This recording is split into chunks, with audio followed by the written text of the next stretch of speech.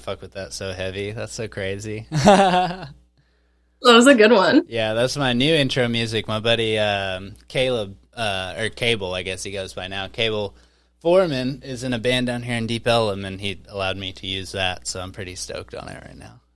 Yeah. Hell yeah. It's like my third pod with it, so every time I just get down like super hard. It's cooler like when you know the people, you know? I'm like, yeah, that's my friend. Yeah, for sure. Yeah. And I mean, it's dope music. Yeah. Yeah, that's Wayside Motel guys. Yeah. But, so I'm going to go ahead and welcome you guys to the Life of Detours podcast. I'm Austin, and my guest today is Miss Serena Decker. Say hi to the people, Miss Serena. Hello, hello. Yo, how the heck are you, buddy? Pretty good, dude. Just chilling, living life, you know? Yeah. Yeah, you seem to, I feel like ever since I've known you, you've just kind of been living life, man. I don't think it's always that calm, quite honestly. It's a little chaotic at times, but, you know, we're floating. Yeah, for sure. Yeah, it does get a little chaotic, yeah. But you said you're kind of nomadic right now. Like, what's up with that, dude? Well, I'm actually pretty stationary right now. I guess for the last, 8 months since I've been back in Arkansas. Mm-hmm. But before that, from COVID to me coming back to Arkansas, I was nomadic and just so I guess that was a good 2, maybe 3 years, where I was just floating around. Interesting. Yeah. So, like you were saying, you lived up in New York for a while, right? Yeah, I lived upstate New York for a little while. Then I moved back to Arkansas, and then I moved into the city a couple of times. Wow, that's crazy. Yeah, I was in Brooklyn. I lived in the Bronx. That was intense. What, dude? Yeah, I lived in the Bronx. You're such a natural person. I can't imagine you balls deep in the city, dude. That's crazy. It was insane. That's why I came home from Arkansas, because I was like, that was so intense. I need to be in nature and not talk to anyone for a long time. I was gonna say it was probably hard for you not seeing trees, you know? Mm-hmm. Yeah. Because you're so close to nature, you know, and the main thing I remember about you is I remember right whenever you came back to JJ's while I worked there, you had just gone on your peyote trip, I think. Yeah, ayahuasca. The ayahuasca trip, yeah, that shit's wild, dude. Is it as intense as they say? It's pretty intense. Yeah. I've actually done it. I've actually done it a lot more times since then. Mm-hmm. And I even was hosting some ceremonies for a little while with my ex-partner. Wow. So that was a wild, crazy time. Yeah. It really was. I can imagine. That's insane. How do you go about doing that? How do you source it? Yeah, well, my ex-partner that I was with for 2 years in New York, we met in Ecuador, actually, at that ayahuasca retreat when I went for the first time. Yeah. So he ended up staying in Ecuador and, studying to become a shaman. So he had a lot of connections there. I mean, we both have connections there. Mm-hmm. And we were kind of sourcing it from there, because I wouldn't tell other people to do that, you know, because it is a more dangerous medicine where it's you need to have a facilitator, you know, you can't just dive into that like you would with mushrooms or something. Oh, but, definitely. Yeah. Yeah. Yeah, it's a hell of a, more, I'd say more intense and more of how long does it last? It depends. It's 8 to 12 hours. Jeez, man. That's like an acid trip, man. Yeah. Yeah, you take an acid, you take some acid, or I guess that too, and you're going to be gone for a while, dude. Yeah, you're in there. For sure. You take some mushrooms, you'll probably be all right here in an hour or two, you know, you'll be fully functional. Which, not to say you're not functional. I don't know about ayahuasca, though, because, on acid, I feel like I function very well. Well, no, I can't really say that. I can't say I function very well, but I function enough. I can go to restaurants and shit, you know? Restaurants and shit? Yeah, it's weird, but, as long as you don't freak out, you know? Yeah, I can't talk to people. Oh, for real? I can't talk to people that aren't on my level, you know what I mean? Because I'm this is weird. Yeah, you know, and it's weird, if they don't know, you know? The people I was with, I went with a couple of people, and, they knew, so I was able to tell them what was going on, and they kind of relayed what was going on in the regular world to me, so that probably helped a lot, you know? Yeah, probably. Yeah, but if they had no idea. That's a bridge. Yeah, there you go. Right on. Yeah, because you're just out there, bro. Yeah. Somebody's like, here, let me throw you a rope. Yeah. Yeah, so you found out your spirit animal, right? I want to say you said it was a dragon? It was a Yes, dragon. dude. Yeah. That's such a dope spirit animal. What do you think mine is? I feel like you're an owl. Oh, that's dope. Like the Or real owl, like the like murderer owl, or like the old wise owl from like, you know. what's a murder owl? Owls are scary, dude. Owls are Yeah. like the like apex predator, like pretty much everywhere they're at, dude. Well, Yeah. they're not like, okay. Yeah. I was just listening to a podcast about that literally today. They were talking about how like Really? savage owls are, dude. Yeah, but they have like great PR people. Like They they, have great- they turn them into like this old wise, like everybody knows them as like old and wise. And Someone gave me a rebrand. that's exactly right, yeah. But I feel like the Native Americans kind of thought of them as wise too, though, right? Yeah, yeah, definitely. I wonder if they knew how crazy they are. Well, I feel like owls are like, I mean, if you want to get spiritual with it, like owls are, I don't think it's a bad thing to be, maybe they're like ambitious, maybe not murderous, but they're ambitious. Yeah, no, for sure. Like I don't know if murder was the right word. Like more like they're just predators. You know, that's what they do. Yeah. That's what they do in the wild, man. Yeah. So I'll take it either way. Oh, Yeah, but I, a dragon, bro. I mean, at least yours exists, but Also you know, true. Yeah. Well, you could be a Komodo dragon. I don't know if I like the picture of that. Yeah, they're kind of weird, man. Just a big ass lizard. Big ass lizard, I scary don't think lizard. those are quite as majestic.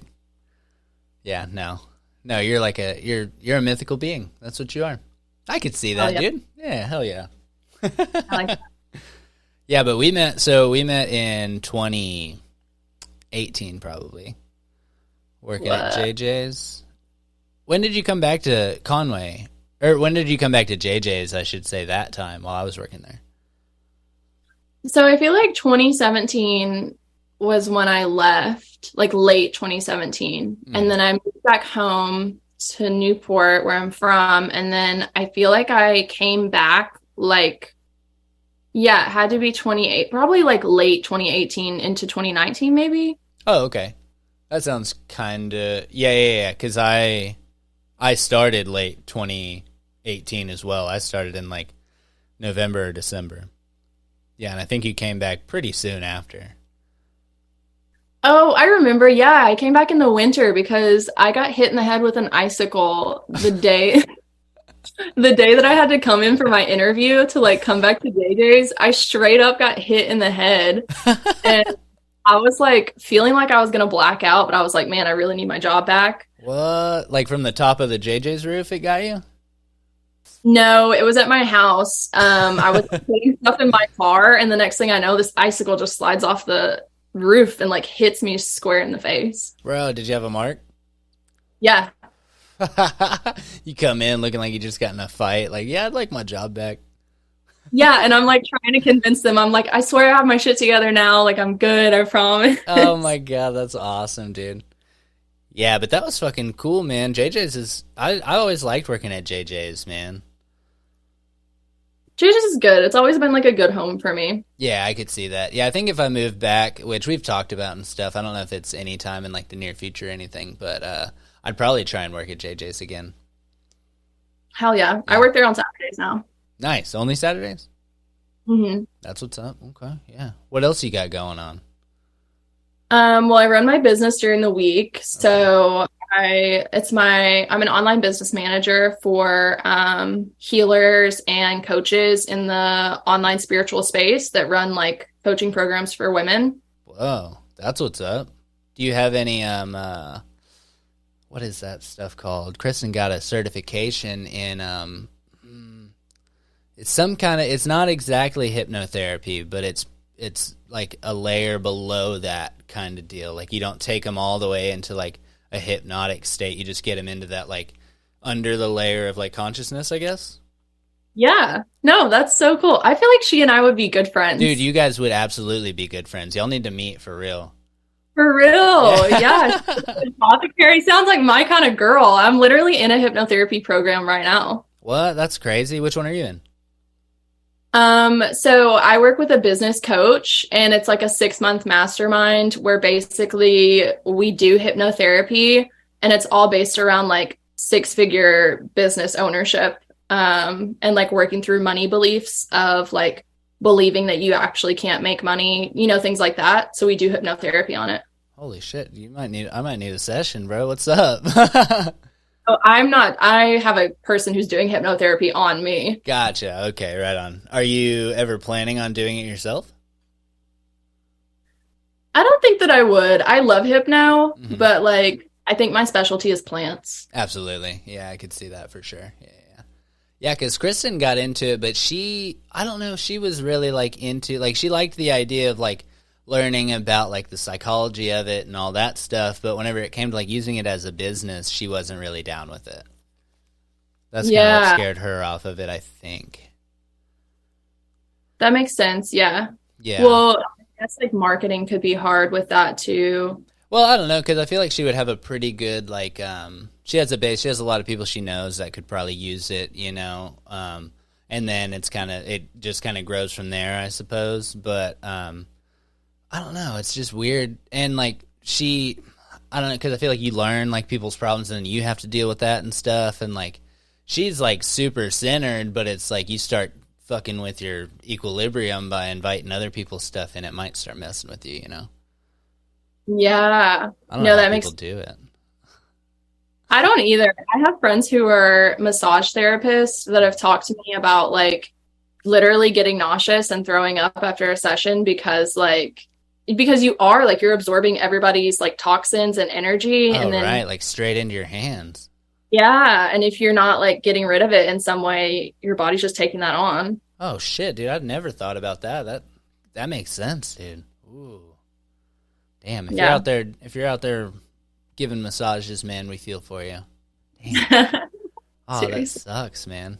That I don't know why that makes me think of. You ever see where they say to like put a an onion like in your sock whenever you sleep and like your toxins like come out into the onion? Yeah. Like that's what you are. You're like a human onion, like soaking up people's woes and fears, man.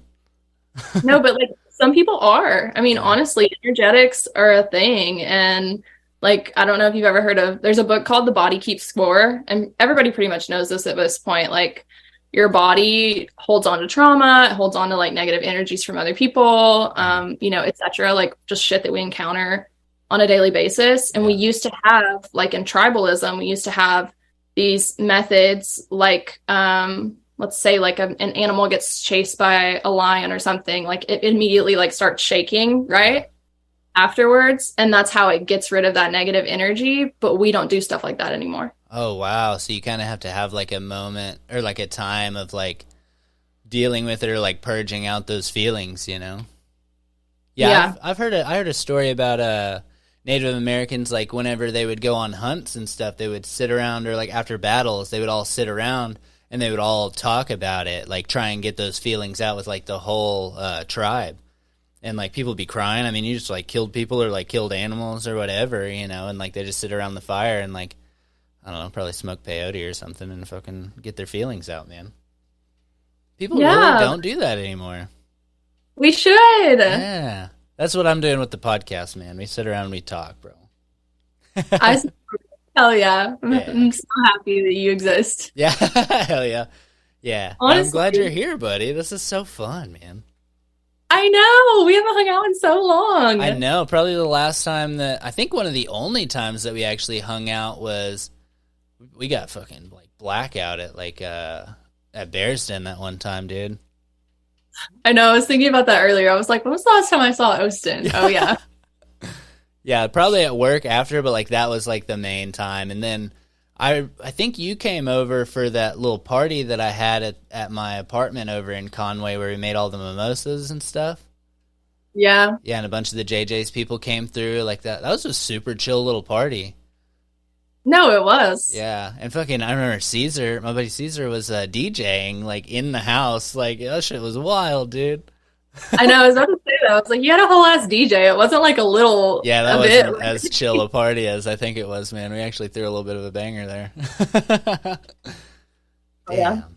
Yeah. So let's talk about your apothecary business here. I'm super interested in this because that's what I told you Kristen's doing, and she's thought about like kind of venturing on her own eventually and stuff like that. And like she just loves like coming up with new recipes for stuff, and like especially when it comes to like food, and like she loves working with her plants out there and stuff. So it's like I don't know, I feel like there's definitely a mix, and like I feel like you found something to that degree maybe. Yeah, for sure. Yeah. Yeah. It really kind of like came about when so when I like moved to when quarantine came through, I actually ended up moving to Washington State and living in a teepee for like 2 months. What, dude? Dude, yeah. I went Oh, on, I went on an entire like soul journey. Like I whoa. traveled the states in my car for months. Whoa, dude. Dude, yeah, yeah, Kristen went on a fucking cross country trip for like 2 months and like stayed at like KOA camps and like couch surfed and stuff, dude. You guys are for real, like, yeah, you're tripping me out right now, bro. Like, why are you guys so far? Come back to Right. Arkansas. Dude, I don't, it's just, I want to for that kind of exact reason, like, because I feel like she would identify with people there so well, dude. But there's just we got a lot like set up here, I guess. But I don't know, man. This might be something that helps me like drive that argument in a little bit.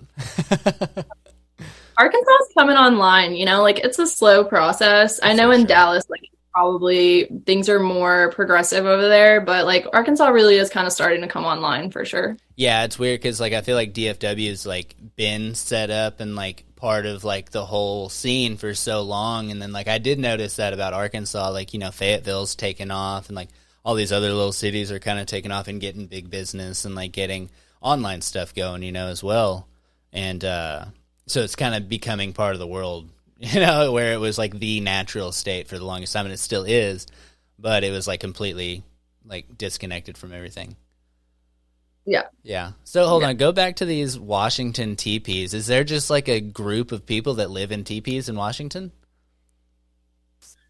I'm sure that there are in some places. Mm-hmm. Where I was at was so when quarantine happened, I was living alone in Conway, Okay. and my buddy, and this was like I guess a year after I had done my first ayahuasca journey in Ecuador. Yeah. Yeah. Roughly. Yeah. For sure. Yeah. And one of my friends that I met there was traveling through, he was going to be coming through Arkansas and was like, oh, can I crash at your place? Like, I'm going to go meet some of the other people we met in Washington State. And he was like, do you want to come with me? And I was like, hell yeah, I don't have anything else to do. Literally Like, nothing else to do. Yeah. really nothing, getting paid. So, Mm. yeah. Um, we ended up going there. It was who ended up becoming my partner for like 2 years. The guy We that met you in Conway, or the guy that y'all met in Washington? The guy that we met in Washington. Gotcha. Okay. Yeah. And it was like one of his teachers from, I really don't even know. It was just this older man who made sacred medicine drums, like Native American drums. And there was this whole like acres of land up in the mountains in Washington that we lived on. And there was a teepee there, and I stayed in it for a while. And it was like a spiritual community. Like we all just lived there, and we were like cut off from the rest of the world. It was crazy. What, dude? That's one of the wildest stories I've ever heard. Like just that part of it, man. And so you just up and leave. You go up to Washington, and that's crazy. He's just up there making fucking sacred drums and living on the farm or the compound, I guess you would call it at this point. Yeah. What's the word that people use? That's what I was trying to think of. Commune? Commune. Okay, yeah. I feel like that word has negative connotations. Like I feel like people are like, "Oh, you dirty hippie!" Like, don't Kool-Aid, Those are squares saying that, so fuck them. Yeah. Okay. Cool. Yeah.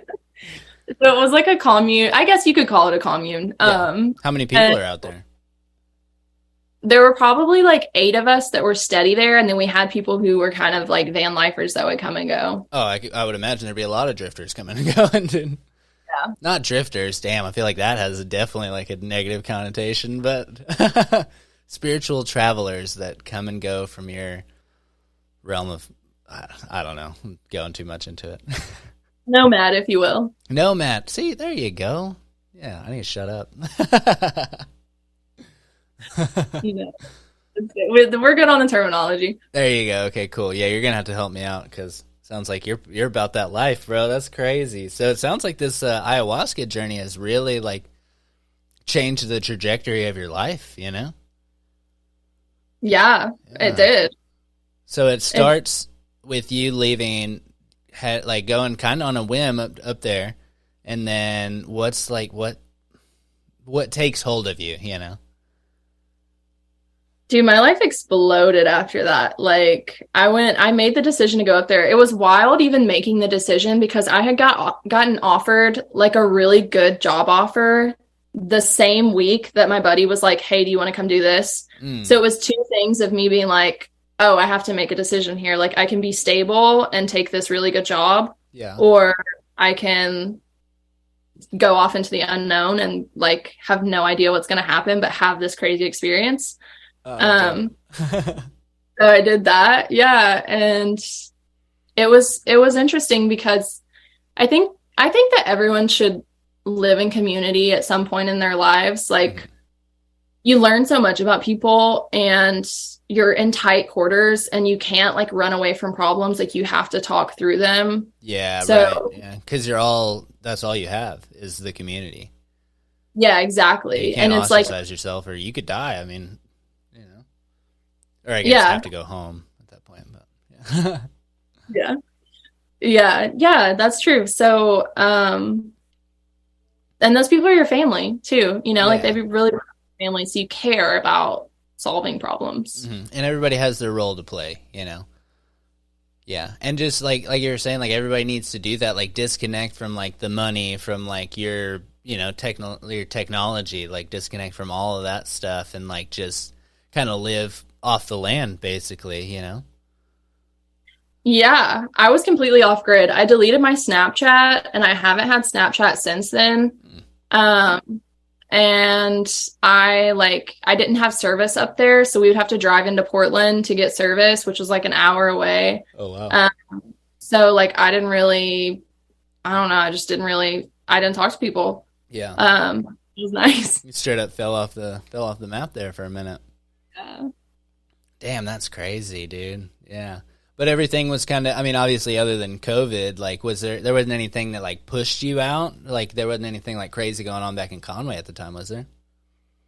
No, honestly, I think I was like really lonely. I mean, I was having a nice time just being in my house, like me and Enzo, you know? But I was like really lonely because everybody was quarantined with their roommates, right? And I lived alone. Oh, wow. And yeah. by myself. Yeah. Just collecting that government money and chilling, dude. Which was nice. You know, I learned a lot about myself. I love to be alone, but I think I had gotten to a point where I was like, okay, I'm ready for something else. Yeah, for sure. Yeah. Yeah, you can kind of take that and like learn from it, but then realize like I don't want to be alone all the time. You know, that part kind of sucks. So then you went and you joined a community. Yeah, I did. And so so you live up there in Washington for how long, would you say? On that particular commune or whatever. It was probably like 2 or 3 months. Yeah. Are you fetching water and like fucking making, you know, like, I don't know exactly like how far back they go, you know, like fetching water and like grinding, like making your own bread and shit? No. We had so there was like a house on the premises and everyone just kind of used it for like the kitchen and the bathroom. Okay. And we would all just like share that. The older man, like it was his home and he lived in it. Okay. We lived like on the land, so we just used the kitchen and the bathroom, and I would just like go for hikes, look for plants. That's when I really got into that, and I learned how to make medicine drums, which was really cool. Oh wow. Helped do that. That's so cool, man. So how did you um how were you like picking out these plants? Did you have a book or anything like that, or was it like you were learning from the other people? Or Did you say picking out plants? yeah, like so I've thought about like because I mean I know a little bit about plants, like just being from Arkansas, and, like like obviously that one's poison ivy, or like what berries you can eat and stuff like that. Like for the most part, I can't say I know all of them, but like you kind of pick up stuff here and there. But like if you like went out there and actually tried to learn it, like I feel like I'd need a book or a guide or something. Yeah, yeah, yeah. So the way that this happened was actually really crazy.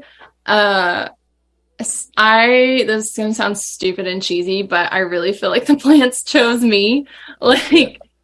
Like, I feel like, so I had gotten really sick, and obviously, like, we didn't have, we're not doing like Western medicine stuff. Hmm. Um, and so I was feeling so bad, and I was just like laying on the floor one day, and my friend, one of the girls who was in community, she was like, someone's told me about this plant before called ghost pipe, and it's supposed to be like really cool and really beautiful. It's like a completely white plant. It doesn't use like chlorophyll at all.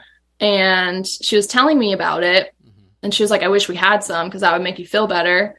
And I was like, okay, yeah. I never saw a photo of it, like nothing. Yeah. And the next day I went hiking, and it was me and a couple of other people, and I was like lagging behind everyone, just like frolicking, And I heard, like, I don't know what it was, but something just told me, like, okay, I need to look over in this direction. And I did. And I see the most beautiful plant I've ever seen in my fucking life. It's like, you should look it up because it's beautiful. Yeah. And I saw it and I was like, that's ghost pipe. And I Wow. just picked it. Yeah. And then I took it back down, and there was an herbal book there, and we pulled it out, and sure enough, it was ghost pipe. I was like, that's fucking wild. Whoa, it kind of called out to you, like it knew what you needed. Yeah, I feel like it did. Wow. Have you felt that since in any way, like from any other like plants, like coming to you like at a time of need or anything? Yeah, so with lemon balm, like that also kind of happened. I was hiking and I smelled this smell of like pine sol, Oh, right and on. there's lemon balm around here somewhere. I had never seen it before. Wow. Um, and that's how I found that. Hmm. And yeah, it's just kind of stuff like that that happens that I'm like, this is like this is what it's like when you're living in unison with nature, right? Like you're Yeah. having an open conversation all the Yeah, time. it's like presenting itself to you. Yeah. Wow. That's so cool, man.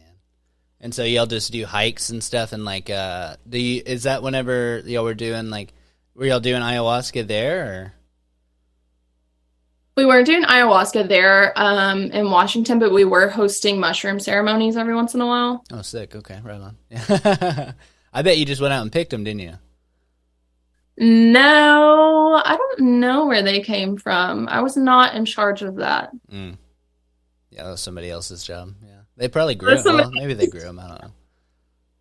I feel like so because there are a lot of mushrooms in Washington State, so I'm sure they came from somewhere. I don't know who Yeah. had them.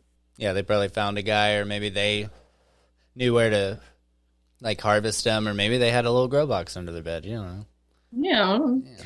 Dude, Washington's so cool though, because they trade everything. Like they really live on like a trade system where like, so I was really good friends with an older woman named Betty May who also taught me a lot about plants and like herbal medicine. It's this cool ass like 70s vibe, old lady, just smokes weed all the time. Hell yeah. Hell yeah.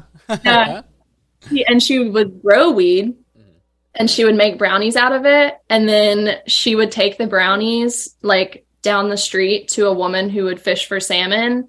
And she would trade the brownies for the salmon. And then she would take the salmon to somebody and trade the salmon for cherries or whatever. Oh And shit. yeah, it was like really cool. I appreciate Wow. the system. How close were you to the water? I mean, what water? Like the ocean? Like were y'all eating like were y'all getting fresh fish and stuff, or was it like y'all were more like Yeah, we were getting fresh fish, but I don't really know. I feel like we weren't like on the coast really. We were more in the mountains between like the two volcanoes, like Mount Shasta and Mount St. Helens. Oh, okay, cool. Yeah, yeah, yeah. Yeah, my geography, I'm so bad at. Well, I mean, I've never really looked into it, so like I can't say that I'm bad at geography, but I'm not good at it, probably. Dude, no, I'm directionally challenged for sure. Hell yeah. So when did you end up leaving there? You said you were there for a couple of months, right? Yeah, I was there for a couple of months, and then we ended up deciding to like we were kind of like, oh, it's time to go home. It was me and my ex partner, and he lived in New York, and I lived in Arkansas. So I was like, oh, we'll just make our way to Arkansas. You can meet my family, and then you can go to New York, like whatever.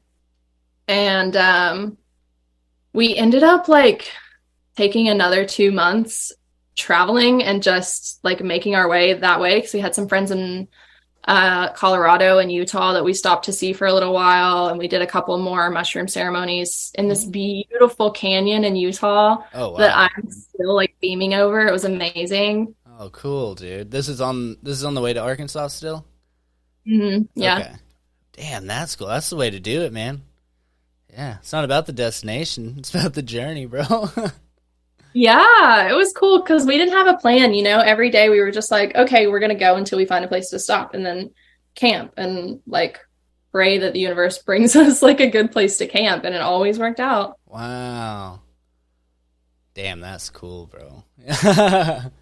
So it takes you said like a month or two, you said y'all took to make your way down to Arkansas, just kind of be bopping through the mountains and the canyons and the nature, bro. The nature, bro. Yeah. I liked the way you said that. Yeah. Yeah, we did. And, you know, like just stopping to see friends too, because there were other people that we knew from Ecuador that we were like, oh, we should like make a pit stop. Oh, sick. Okay. Yeah. So you do a couple of those, and then so make it to Arkansas, and did you stay for a while? I did. Yeah, I stayed in Arkansas for a little while because I was trying to decide. I had originally wanted to stay in Washington, but it didn't really pan out that way. Like I could just, it was at a situation where I was like, it's time for me to go.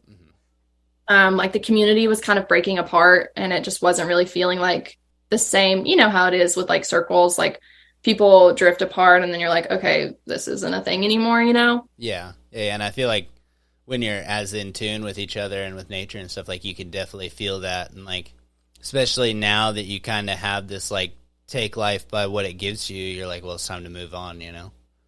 Yeah, exactly. That's what it was. I was just kind of like, okay. So I stayed in Arkansas for a little bit trying to decide like what's my next move, because I definitely felt like I had outgrown being in Arkansas. So I was trying to decide, and I made a trip to New York maybe like a month or two after being home. And then when I went into the city, that's when I decided I was like, okay, I want to live here and just like try it. Not in the city though. I wanted to move upstate. Okay. Yeah. So you went so you didn't go straight into the city though, you said? No, yeah. We moved upstate. It was like Albany area, so maybe like 3 hours out of the city. Okay, well that's good, yeah. Because I was gonna say, like, if you hop straight from, living in the teepee on the commune straight into living in the middle of New York, that'd be a whole deal right there by itself, man. New York is insane. Like it's a concrete jungle for sure, but there is. They call it urban shamanism.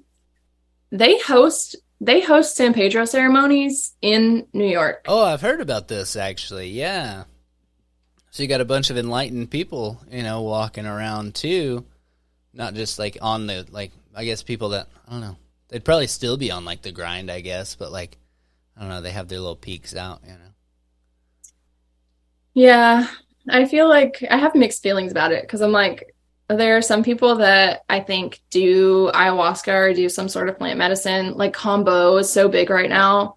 And it's like, it feels trendy. And I don't like that it feels trendy because it's like, this is a medicine, like we're not doing this for likes on Instagram. Mm-hmm. You said it, what was it? Combo? Combo, yeah. What is that? It's frog medicine, so I believe that it's like DMT? similar to bufo, like like the frog poison. Gotcha. Okay. Interesting. Maybe they just like prepare it differently, perhaps. Yeah, maybe. It's like they like burn a little spot on your arm and then they put it on your arm and it like sinks into your skin. You're supposed to it helps you like purge a lot of things out. Whoa. That's one I ain't never heard of. That's crazy. Okay. It's I don't know how you haven't heard of it. It's literally like all over the internet right now. Really? Okay. And that one's called Combo. And then the other one you said was Bufo? Yeah, bufo. That one is like what is it? 5-MeO HTP or whatever? Yeah. Yeah. Oh, okay. So that one's like that's the actual like I guess well, I don't know if there's like a mainstream DMT, but like I guess that might be it. I guess, yeah. Yeah. Sounds intense. I've never felt called to it, like combo either. I'm just kind of like, I don't know about. Yeah, and you would know, it would be your time to do it. Yeah. But no, you're good with your, ayahuasca and your mushrooms and stuff. Yeah. Yeah. A little peyote, Yeah, things. there you go. Yeah. Just whatever, the universe presents to you. Yeah. I feel like if there was ever a time where it was like presented in front of me, and it felt right, I would be like, okay, like I'm not gonna turn that down, but it's never felt like that's something I need to pursue. Yeah, exactly. Yeah. Yeah, I noticed, like, especially, like, with the trips that I've been on, it's, like, whenever I've, like, pursued it sometimes, or, like, if you, like, you pursue it, like, you set up the whole thing and all this stuff, like, you don't take it, like, coming to you, it makes the trip different. And also, like, if you go into it with an expectation, that can really throw you into some weird stuff, man. Dude, yeah. Definitely have some experiences with that of Yeah, you got to be careful with that stuff, man, because like you have control, but like you don't have as much control as you don't have. Well, you almost have no control, I guess, really. Especially with mushrooms, they're going to take you where they want you to go. But like if you can be in tune with that, then you can be in control. But you got to release, man. No, yeah, absolutely. And it's also like these are sacred medicines, but I fully, and maybe, people might call me like woo woo for this or whatever, but I fully believe that they are like entities and we should treat them with reverence and respect. And so it's like, if I'm taking a hero dose or like 5 grams of mushrooms and being like, I'm in a desperate place and I really need this to fix me, I'm going to have a horrible You have a horrible experience. time, dude. Oh, God, man. Yeah, no Yeah. way. But people do that. And people do that I feel like with. I did that. That's what I did. Well, I mean, I only took like, I think I took an eighth one time, and like, I was with a girl that I was kind of dating at the time, and like she took some, and I took more than I guess I should have, and I ended up like just not feeling in control of myself and like freaking out and like feeling like I needed to. I don't know. I kept telling people to kill me because I was like, I feel like I'm going to do something bad. I was like, I feel like I don't have control. Like if I was in a bad situation, I don't feel like I could control myself and I would do something wrong. And it was like the only way I could think of to like stop that was like, yeah. It was weird, dude. That was one of the weirdest times I've ever had right there, dude. And this was her first time too. So yeah, that was not a good scene, man. Yeah, I was freaking out. Yeah, she was okay. Yeah. Yeah, we didn't make it though, so there's that. That's fine, but like, yeah, I'm glad you guys are alive and like good. Yeah, we're good. Yeah. You We were had able to people keep it around together. you. No, well, so we were alone at first, and then you remember Danye? Yeah. Yeah, he was there, and like we ended up like calling him in the room, and we're like, "Can you fucking dude like help us somehow?" And like he was like, "Bro, I don't know what the fuck to do with y'all, man." Yeah, it was a really, really bad scene. Yeah. Oh man. Yeah, tough times. What did you learn from that? I learned, I want to say, I think towards the end of it, I kind of came to grips with it, and I was kind of thinking like I wouldn't put myself in that position, and if I was in that position, maybe it would be necessary kind of deal, to turn into that person that I was afraid of. like to not have full control over yourself to, you know, take care of some sort of business. Like I was thinking, like if I was on the street and like if I got attacked or something, like I don't know that I could stop myself from killing somebody. You know, that was like that's what kind of kept recurring. And like there were other things, you know what I mean? But it was like, I don't know what the fuck I was doing, you know? Yeah. That's wild. Yeah, like survival instinct, but also like animalistic almost, but like yeah, exactly. And I was like, as I was kind of going towards the end of it, it was like that's kind of what is supposed to take over, and you'll still be you know. yeah. Yeah, whether you're in full control of it or not, you're not gonna do something that's like completely against your values and stuff. I think. Yeah. That was a weird one. I feel like I just put that together like right now, so thank you for that. Oh yeah. Whoa, dude. I feel way better about that now. Dude, that makes me so happy.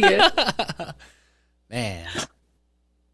Yeah. Dude, psychedelic integration is like so important. It is important to like talk about it and like recount things that happen, because say it out loud and have someone like reflect it back to you, it does make more sense. Yeah, because I don't think I've talked to anybody about it. I don't even think I talked to her about it hardly. Yeah, that was a fucking weird time though, dude. But yeah, I feel better about it now. Okay, yeah, because I've worried about like taking like another big dose and like going back to that. But I feel like I didn't have the right people. I wasn't in the right place, and I was kind of doing it like for her, you know, to like show like, oh, I've done mushrooms before. Like we can just do mushrooms, and it's like you don't just fucking do that, dude. You're playing with fire, bro. It's like way more intense than you could ever want. Yeah.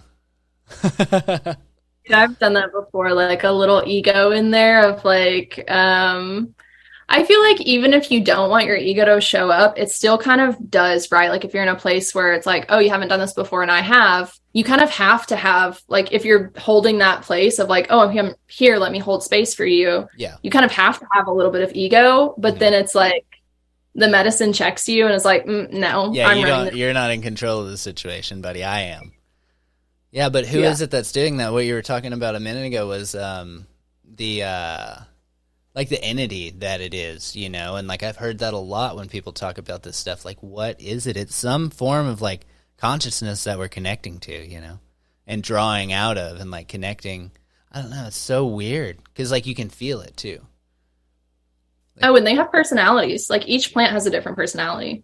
Oh, really? So the only like psychedelics I've actually done is mushrooms and acid, and like I feel like acid has its own thing, but I don't feel like it's so much of like I don't know, I don't feel like you get as connected to like the spiritual or like the natural plane of it. You're like going into the spiritual plane of it, but it's like it doesn't feel as natural, I suppose.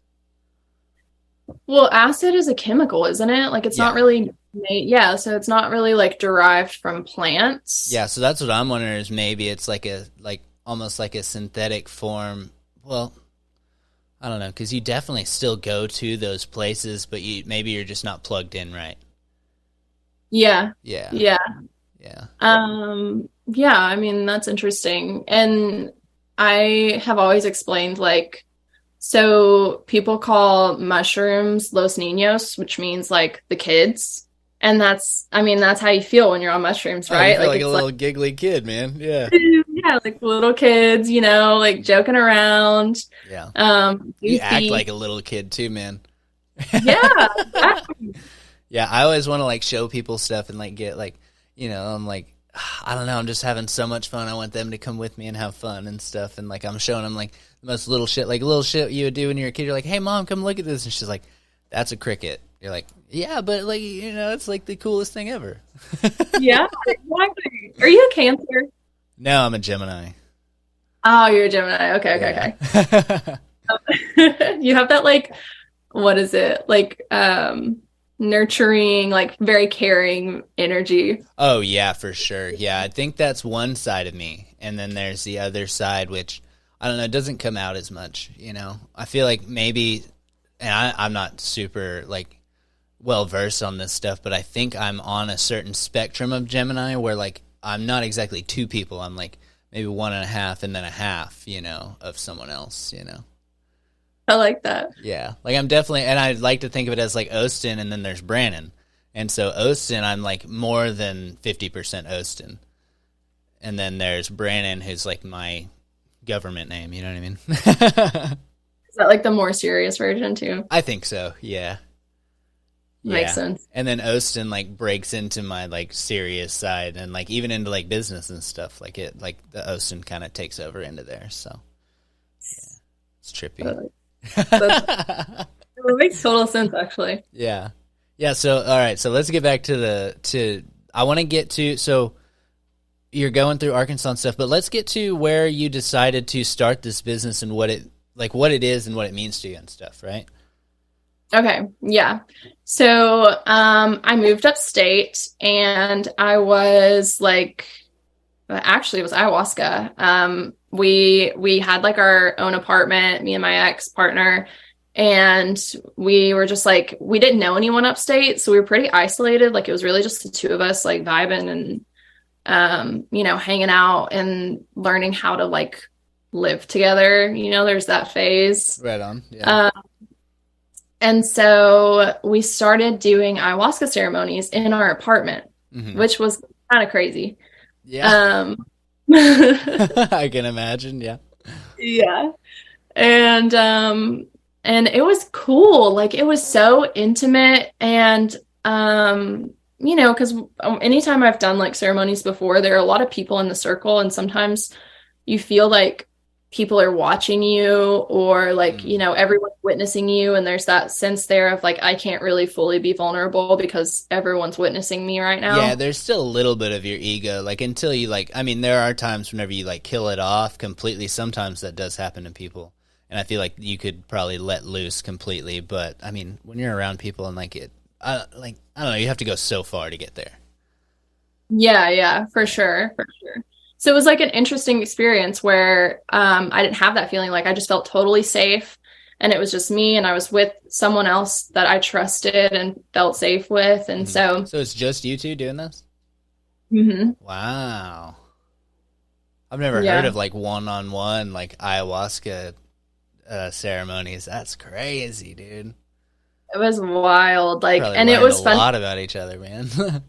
Dude, we did. And it was like, it was wild because like I would go through, it felt like she was balancing the two of us out. Like I would go through a really hard time and like need support from him, and he would be okay. And then we would do a ceremony like again, like a couple of days later or whatever, and it would be opposite. Like I wouldn't be feeling the medicine at all. And she would just kind of like, the vibe that I was getting from ayahuasca was like, you need to take care of him.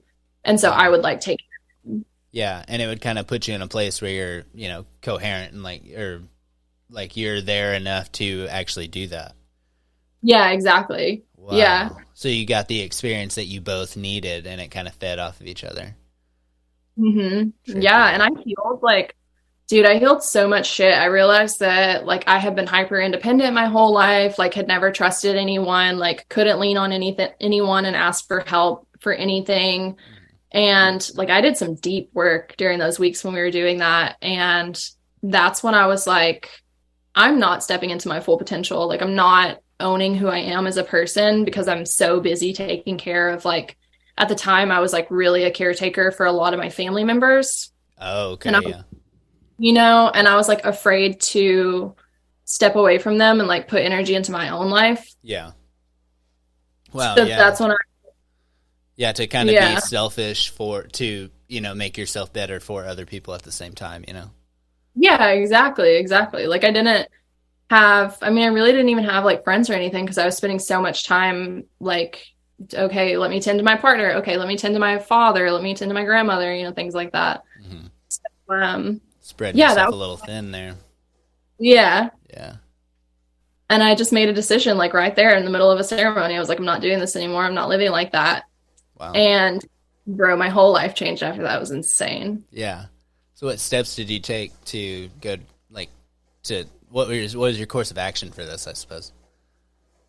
So after that, I like really this was, it was funny because it was New Year's Eve when that ceremony happened. And so it was like in the new year. And, I guess that was 2020 maybe. And I like just put myself in this little creative bubble for a couple of weeks, and that's when I created Sacred Blooms, the apothecary. This is while you're still in like the Albany area, like in the or upstate area. Yeah. Okay. Yeah. Yeah. I did all of that in that little apartment space. And with your partner still? He was actually in the city in New York working, because that's where he was working. So it was just me. Like, I was just vibing and like creating. It was great. Hell yeah, dude. That's awesome. Yeah. And then so the idea of that, you know, I mean, that's got to be based on like your love of plants and I don't know. So what led you to start, like, what was the idea that it would be an apothecary business that would be your course, I suppose? I think that like everyone throughout the whole experience of me going on that soul journey, everybody was like, Serena, like, you're a medicine woman, like, you're so good with plants, you're so good with this. And I couldn't accept those compliments. Like, I couldn't own it and be like, yeah, I am. Because I don't know, I guess I just felt like unworthy. Yeah.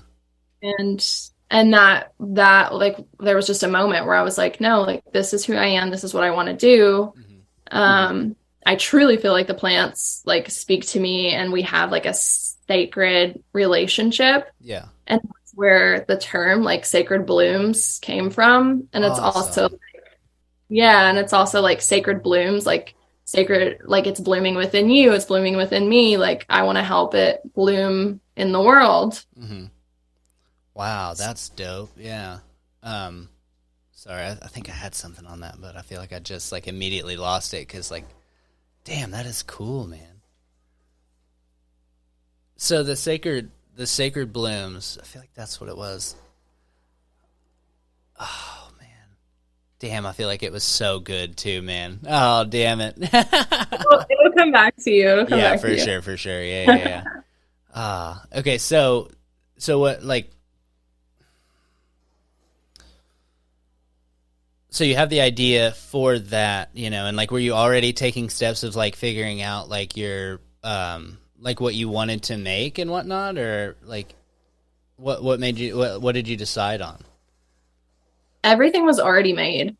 Really? Yeah, like when I was traveling, so I have like a little Jeep Renegade, and when I was traveling, her name's Daisy. Nice. And I would just like have all of my clothes and everything in the back seat. And then in the very back, I had a whole ass apothecary setup. Like, oh, wow. I had mason jars, I had like flippers, like everything I needed. I had PGA, which is what, like, pure grain alcohol. That's what you put in tinctures. So when we would hit a new place and we would go hiking, I would just like find all the plants that I could find. Wow. And I would take them and immediately make them into tinctures and just keep them in the back of my car, because they need to sit for like 6 weeks. Yeah, so. Right. Yeah. Wow. So you had already started making yours. Did you have any kind of recipes to go off of, or were you just kind of making this up? Well, since it was all tinctures, it's literally, you just take the plant and you put it in PGA, and it sits and it pulls, like the PGA pulls all the compounds out of it. So you just do one plant in each kind of deal. It's not like a mixture of different things.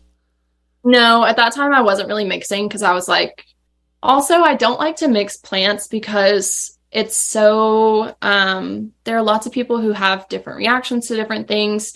People who, like people who are on SSRIs or antidepressants, they can't take St. John's wort because it messes up, like it causes a chemical imbalance. Oh, wow. Yeah. So I don't like to mix, really, because like, I want you to know what you're getting and not have you that. Want each one to be able to kind of do their own thing, maybe. Yeah, exactly. I think they're so potent and powerful, like as they are. If you just like sit with the one, I feel like it'll bring you what you need. That's what's up. Okay, yeah. And then if it doesn't, it'll probably point you in kind of the right direction, you know? Exactly. Yeah. Wow. What's the most like so what do these do for you? Like, name me a couple maybe like that have like effects and like what the effects are. So Ghost Pipe, which is my favorite little baby.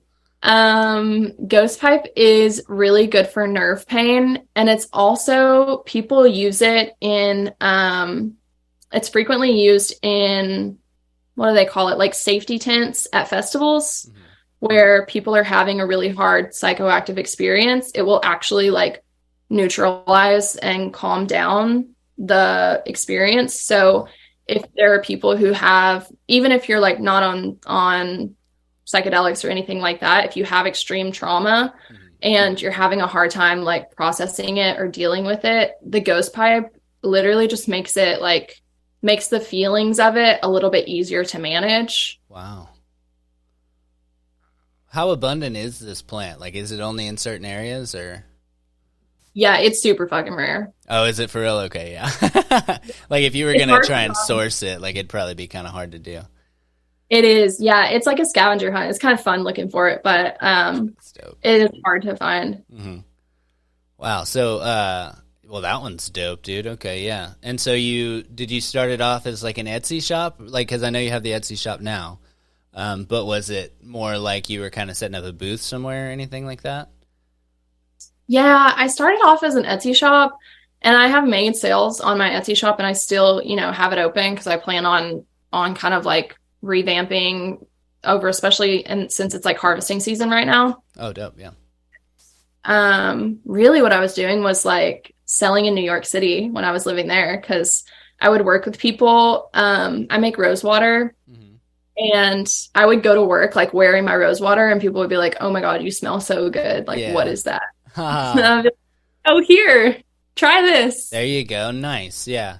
And so Yeah. Rose, that has kind of like it's like an uplifting kind of a deal. It's more like an aromatic something like a what's the word for it? Like a subtle kind of a deal. Like it's not something that's like it's something like just kind of like build like lifts up your mood. You know, I don't know what the word is. Yeah, but it's also really good for the skin. Really? Like, yeah, I use it as like a facial spray. It's really calming, especially if you have like rosacea or something like that, like a really red face. Really? Um, really good for that. Okay. Yeah. And then obviously the aroma is like calming as well too. So.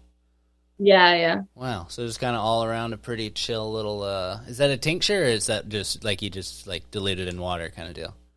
Yeah, I just make it in water. I add essential oils to it. I usually brew it I brew it like I would brew a tea for like kind of let it sit and steam for like 6 hours usually. Mm-hmm. Oh, okay, cool. So that's one thing you got. And then I think you'd probably like to have the ghost pipe when you can have it, probably. What else, what other products do you like offer? Or will you offer at a certain point?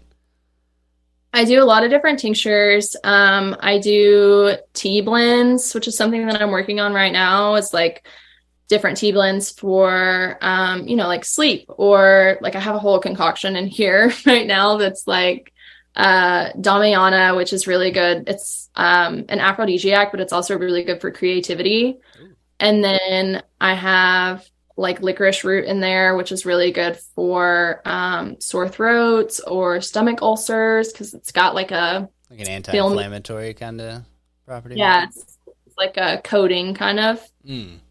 Oh, okay, cool. Yeah. Yeah. So Yeah, tea blend. okay. And then, so tea blends, tinctures. What else you got? And then like facial products. So I was making THC oil for a little while and making like I have this really good menthol like muscle rub Mm-hmm. that's so good with THC.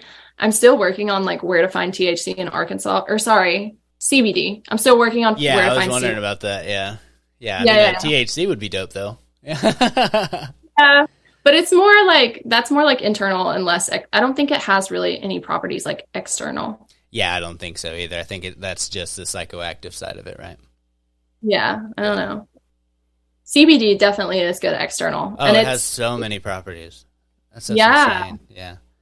Yeah, it's Kristen's job, they make a CBD muscle rub as well. They also make, they have their tea blends, and then they have like a shit ton of tinctures, and they make like soaps and like deodorants and all kinds of stuff.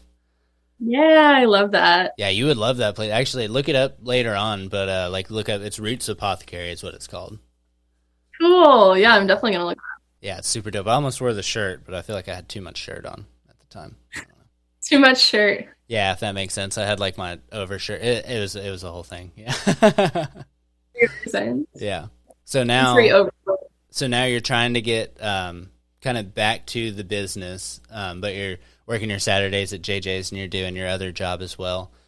So you'll get back to that, and like whenever this all happens, where can they find you? So my Etsy shop is Sacred Blooms Apothecary, Mm-hmm. and that's where everything's listed. I don't have an Instagram for Sacred Blooms right now because I kind of just posted on my personal. So that is Rena Lou Decker. Oh, dope. Okay, right on. Yeah, nice. Yeah, that is your Instagram. Yeah. And so Yeah. you don't have a Snapchat, and then obviously, like, do you have a Facebook shop or anything? I don't market on Facebook. Yeah. Yeah, it doesn't seem to work for me either, so fuck it. It's not. Yeah, it doesn't do anything.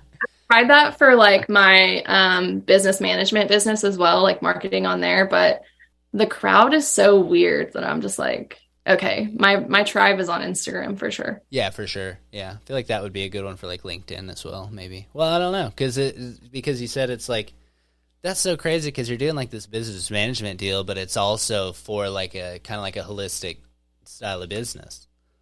Yeah, like I feel like spiritual people don't fuck with LinkedIn. Yeah, no, I don't fuck with LinkedIn. I've never tried, but I mean, maybe I fuck with it, but I ain't tried it. I don't know, maybe. Yeah. Yeah. Yeah, but I so feel you like do that's it. a Go business. ahead. I was just gonna say I feel like that's like a businessy like getting Yeah. a job Yeah, kind like of if thing. you're like a hedge funder or like you could probably be like a graphic designer and stuff like that as well, but I don't know. I don't know. It's Yeah. a weird one. I didn't even know it counts as a social media, apparently. Yeah, isn't that weird? That is weird. I don't know. Seems more like a catalog, like a phone book to me. Well, they have like Bumble Business too. Oh, Jesus. We're going too far, man. Like what? There's too many Okay, apps, bro. no, like you can go on Bumble and you can get yourself a date, you can get yourself a friend, and you can get yourself a job. Oh, I So it's forgot like a Bumble's one-stop shop. like a Tinder deal, isn't it? Yeah. What the fuck? What are y'all doing, man? Like swipe right for the apothecary you're looking for, I guess. Yeah. Trippy. But yeah, so they can find the Etsy shop at Sacred Blooms Apothecary. You're Rena Lou Decker on Instagram. And you have all your links and stuff in there. So yeah. Yeah, once you get that stuff going, let me know. Because I'd like to push that for you and stuff as well too. But yeah, that's gonna be dope, man. I'm excited for you. Oh yeah, dude, I love that. Thank you. Yeah. Yeah, but I actually need to use the bathroom, so I think we should take a break real quick. Then we'll come back and we'll do some like regular old detour shit, man. Cool. Sounds good. All right, bet. All right, we're hopping off here, guys. We'll be back in just a second. All right, and we're back. I got my tinkle in. I feel way better, and we're centered, and we're ready to go here, dude. I'm super excited about your business, and I'm kind of thinking like I'm really glad. It seems like you've kind of found yourself, dude. It feels really good to hear that. Thank you. Yeah. It really does. It's been like an insane journey, honestly. And even this year, like coming back to Arkansas Mhm. has been intense, like dealing with being on such a high of like being where I was and then coming back here. But it's been good, like to be grounded again and kind of like come back down to earth. Yeah, come back to something familiar with your newfound perspective kind of deal. Yeah. Yeah, because I mean, even knowing you, like, I knew you, like, right after your first ayahuasca trip and stuff, but, like, I feel like the person right before that was a different person, and even you then was a different person than you are now. Like, I think it would be a totally different podcast if we would have done it then, you know? Oh, for sure. Yeah. I was chaotic back then. Yeah. Yeah, but I'm excited for that, man. So, like, let's figure out, like, what led to that, like what, like all the chaos that led to you opening and like figuring yourself out, you know. So I guess we'll start at the beginning. So you said you're from Newport, Arkansas, or were you born there? Yeah. Yeah. I was born there. I moved around a lot, like a lot. So I lived in like Newport, I lived in England, Arkansas, and like bounced around a lot. Okay, right on. What did your parents do?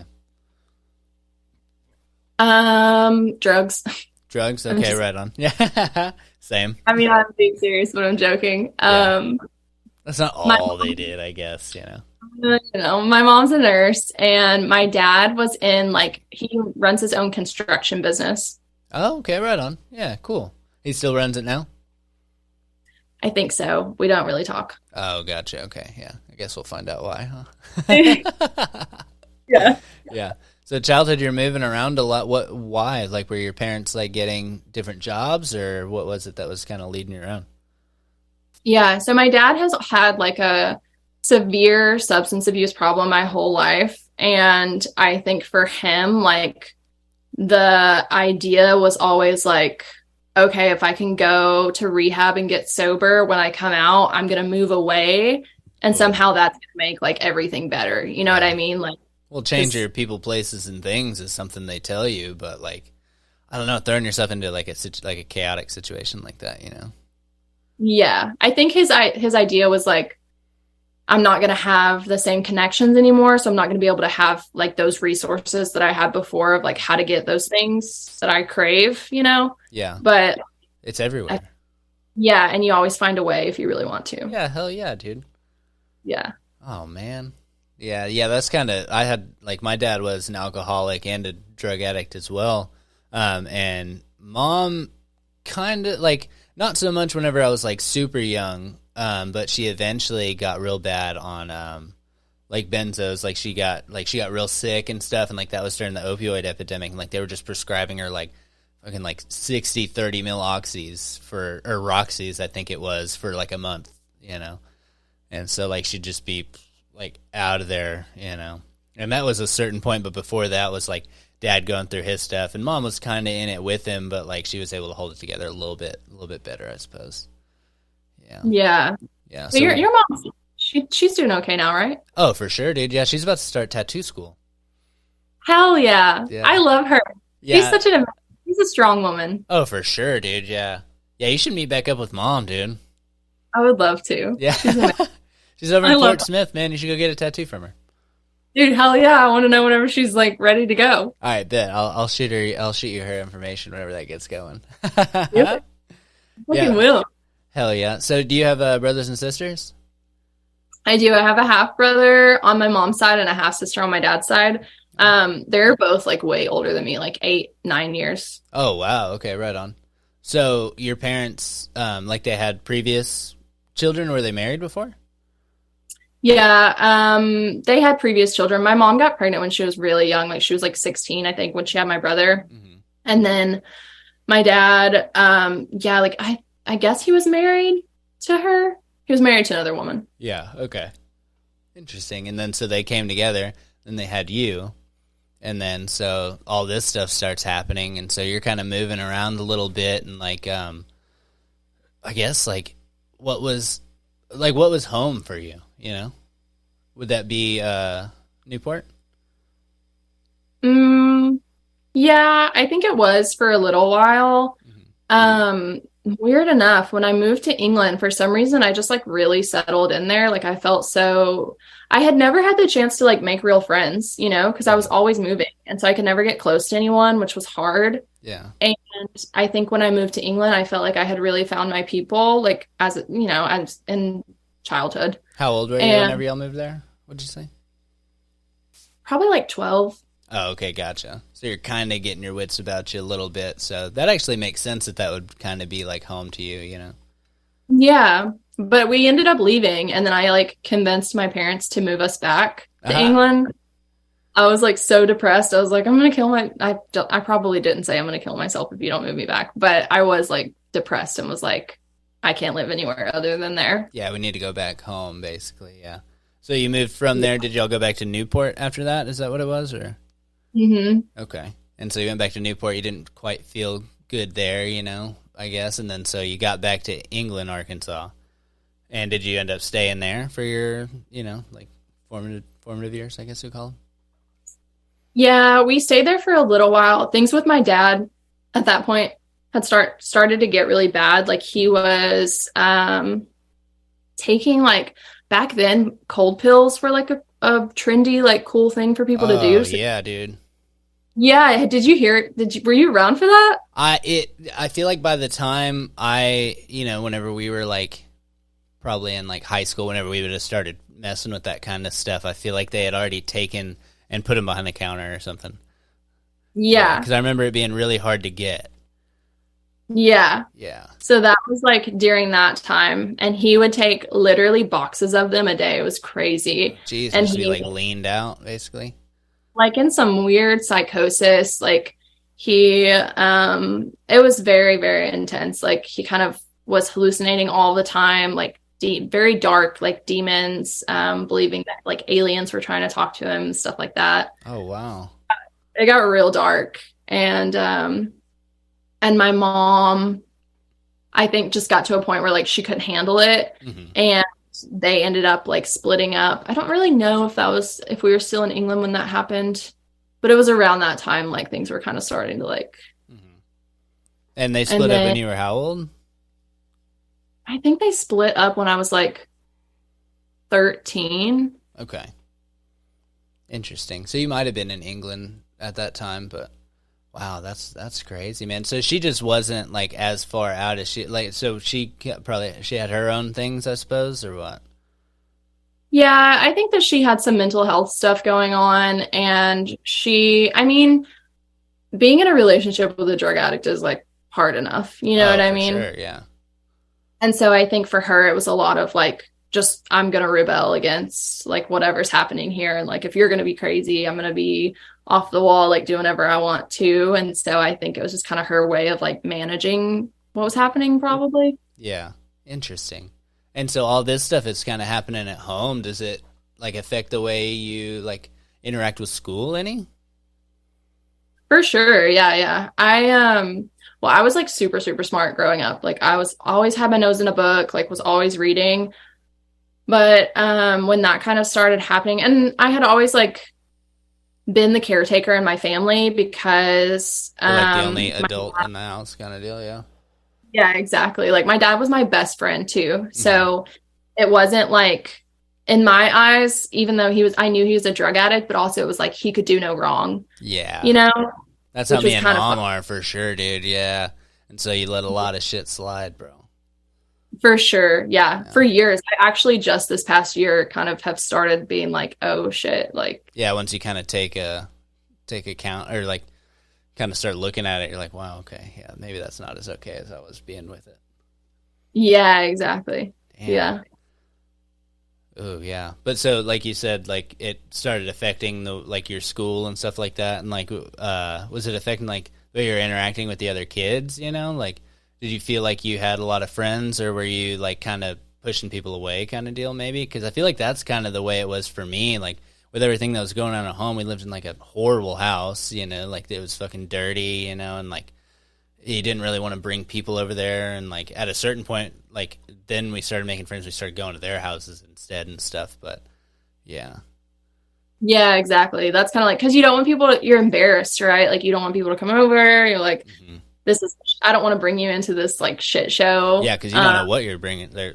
Yeah, what's gonna You happen? don't know what's going to happen. Yeah, exactly. And you do like you're kind of you do distance yourself a little bit because it's like I might not know exactly what's going on, but I know that I'm not normal and I don't want people to know that about me, right? Yeah, interesting. Yeah, damn, that's a good way to put it for sure, man. Yeah, damn. So that kind of so all this is happening, and you said you're about 13 or so, so that's like middle school age.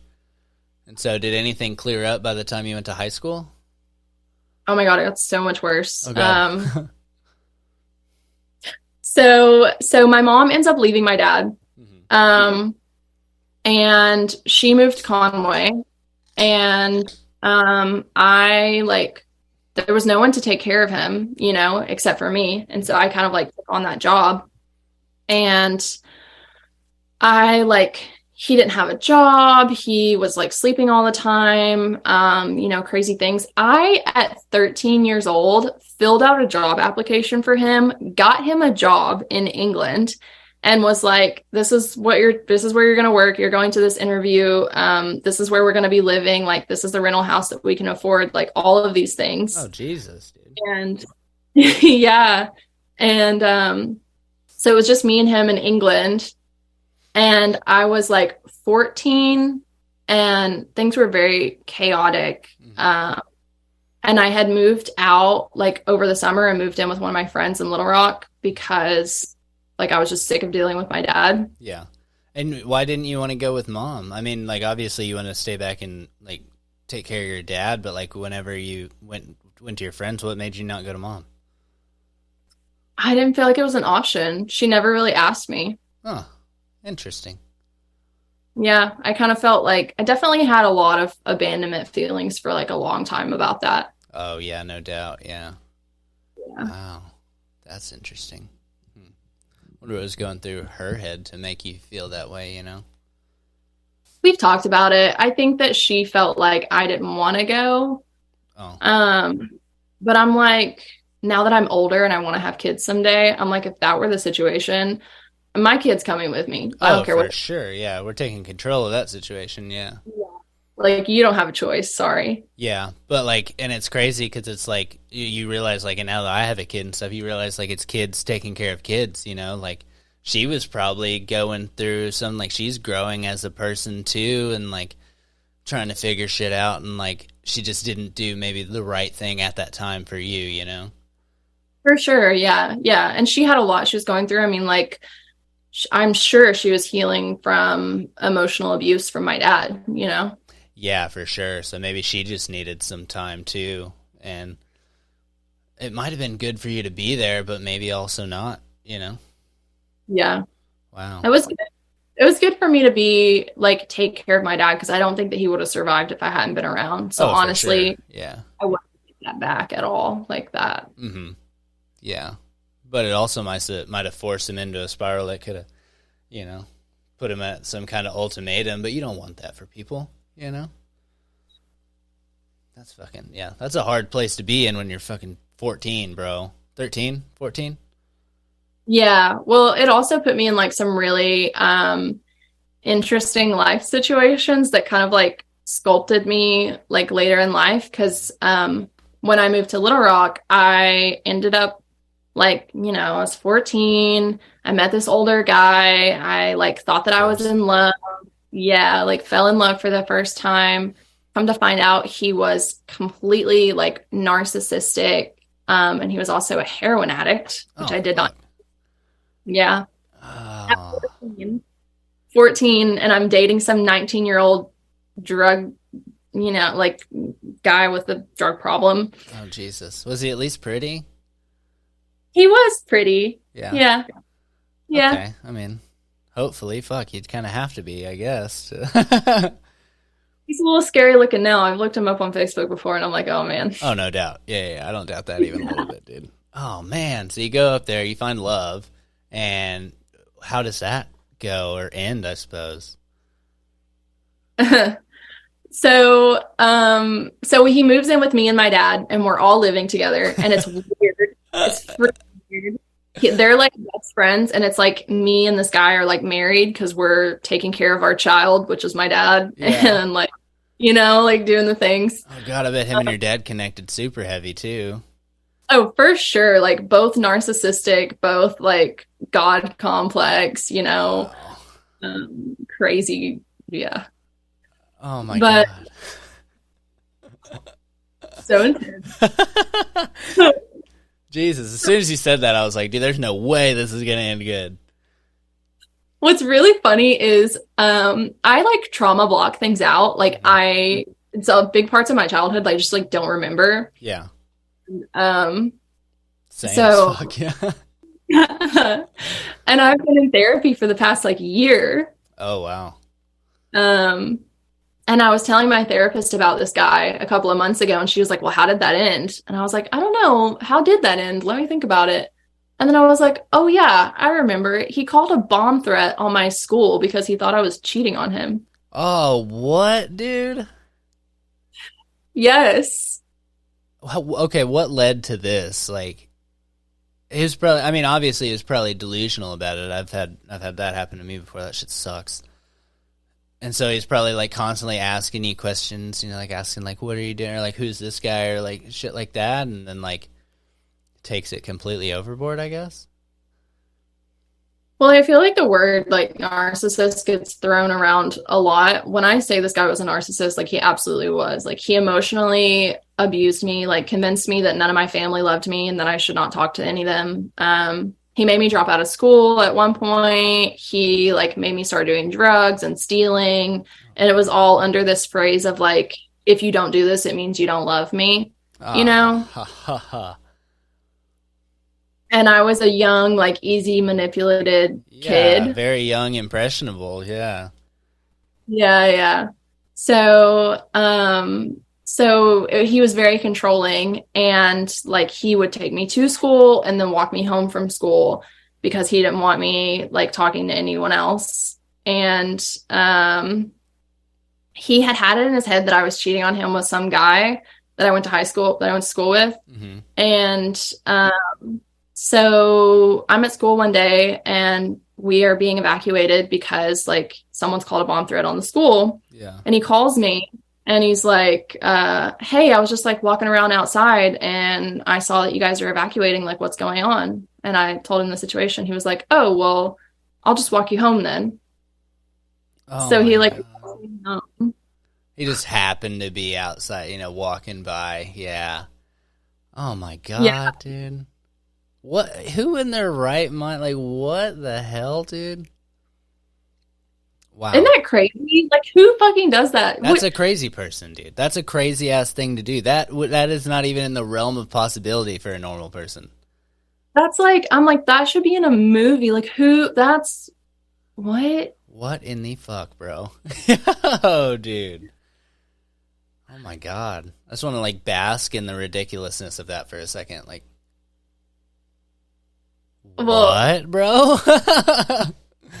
I've also never told this story before. So like, if any of my England class of 2016 people are listening to this, like, sorry guys, that was me. Yeah. I mean, not you. That wasn't your fault at all. That was that fucking psycho. Oh my God. So that was that like what clued you in to like, this isn't a good situation or what? No, I was completely brainwashed. I was like, oh, fuck, man. not at all. I fawned over this man for like 2 or 3 years. Oh, wow. How far in was this? Yeah. Well, so he went to jail that night for calling the bomb threat on the school. Obviously, they found out it was him. I was in a payphone or something? I don't even know what he did. I was from his phone. They got caller ID. Like, I have no idea.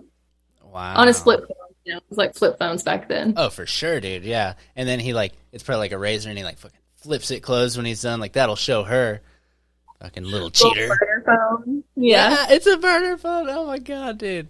No, apparently not because he was connected to it. Wow. Oh, so not just crazy, but kind of an idiot, apparently. Mm-hmm. Okay. Yeah. So you keep going with this dude? So he goes to jail that night. I was like in a depression for a long time because he had just completely destroyed like my self-esteem, my like independence, you know, all of those things. Mm-hmm. And this goes on. I'm pawning over him until my junior year of high school. Wow. Yes, like fucking crazy shit. And he would just like toy with me, you know, like it would be like I wouldn't hear from him for months and then he would message me and be like, I love you so much, you know, just typical shit. Mm-hmm. And I had finally convinced him to come and see me in Newport, where I was going to high school at the time. And he shows up at one of my football games where I was doing like, I was a dancer. So I was like doing a performance that night. Mm-hmm. And he had hitchhiked the whole way there. And when I saw how awful and scrawny and like terrible he looked, mangy. Yeah, I was just like, oh, I'm good. Like, I'm over it. Nice. Wow. So it's like a point of clarity right there. Yeah. Finally. Thank God. God, oh my gosh. And then I was like hyper independent for years after that because I was like, I'm never letting anybody do that to me again. Damn, that's wild, dude. Man, you and Kristen are going to fucking get along so well. She has a relatively similar story. Nothing to that degree, I don't think. But, yeah, you guys need to fucking talk, bro. What the fuck? We're twin souls. Might be, dude. That's crazy, man. Wow. So this goes on till junior year of high school? Yeah. Wow. Holy fuck. So so you break up with him, I guess. Right? Yeah. Yeah. I mean, like we hadn't been dating that whole time. I was just like hoping that we would get back together and was like, I'm not going to talk to anyone else until we get back together because he's the only person I ever want to love in my life. And I was also very Christian back then. So, you know, it's kind of like, you know, it's my one true love. We're going to get married and like I'm saving myself kind of deal and stuff. Like, oh, wow. Yeah. Jesus. Wow. So after that, like what you didn't like, I guess you said you became like, what do you say, hyper independent. So you were kind of rebelling against that kind of deal? Yeah, I was. I had some wild years after that where I was just like, I'm finally free and I made some really good friends and you know, I like, I don't know, I was just having a good time. It was nice. Like, were they a good group? Not a bunch of druggies or anything? No, yeah, it was good. Good people. That's for good. Sure. Okay, yeah, finally. Yeah. So towards the end of your high school career, you find some good people. And are you still living with your dad at this point? Yes. Okay. He kicked me out my senior year. And I ended up he was just like on one, you know, and was like, "Oh, you're not doing what I want you to do, so I'm going to kick you out." And I was like, "Okay, that's fine." Yeah. So I moved in with one of my friends, but then like I was trying so hard to graduate high school because I was like, I can't do this another year. Like I can't live like this. I've got to get out. Were your and so I moved in. Good? They were good at the time, but when I moved in with my friend, they were starting to slip because she was throwing parties at her house all the time, and I couldn't like sleep or, you know, study or anything. Yeah. Yeah. So I actually ended up moving in with my mom in Conway, and they wouldn't accept me at the schools here because I had been homeschooled before, and so they were gonna make me like redo a grade. Yeah. Ah, fuck that, dude. Yeah. Speaking and I was like, oh my God. Wait, are you going to tell me that Kristen was homeschooled too? No. No, I was just thinking because you were like, I can't take another year of this. And then they were like, oh yeah, by the way, you're going to need to do another year of this. Like, exactly. I was like, fuck that. I'm not doing that. Oh man. So I drove an hour and a half from Conway to Newport to school, and then an hour and a half back from school every single day, like the last half of my senior year. Oh wow! Just to get it over with. Mm-hmm. Wow, you're like, I'm just gonna have to white knuckle this bitch. We got to get this done. Wow, man. Cool. Okay, and so, oh my God, and so living with mom, and like, what's the relationship like there? I guess. It was definitely rocky because there was a lot of trauma there of like me feeling abandoned. And she probably didn't understand any of it because she wasn't there, you know? Yeah, she had no idea like what I had been through, and I think she was trying to, but like I think there's a certain level of trauma informed approach that you kind of have to take with those things, and I don't think she really had the tools to be able to know how to like handle that at the time. Yeah. Wow. So okay. Damn. Okay. Yeah. So you're living there, driving to and from school, and you finally graduate, right? Mm-hmm. Okay. Yay! What year did you graduate? 2016. Oh, okay. Bet. Oh, I'm 2014. You're younger than me? Yeah. Whoa, that's trippy. You seem like my age, or I don't know. You're wise for your years, I suppose. Maybe. Yeah. Yeah, you've earned it for sure, dude. Yeah. Are you 27? I'm 26. Yeah. Well, I'm about to be 27 next month. So yeah, basically. Yeah. Wow, that's a trip. Okay, so you graduate from high school. Plans for college, or what's the deal here? So I went to UCA for psychology for a semester. Absolutely hated it. Yeah, same. Yeah. Well, not psychology, but yeah. Yeah, I think, yeah. How long did you go? I actually ended up going for like almost 2 years, I think. Maybe a little bit more. I don't know. My last semester I only took like 2 classes, and I think I dropped both of them. So, yeah. I can't remember if that was the second. Because I think I made it through the first full year, for sure. And then the next semester, I think I took a few less classes, and then after that, I just took the 2, and then I wasn't making it, and so, yeah, it just wasn't. It wasn't working out for me, dude. Yeah.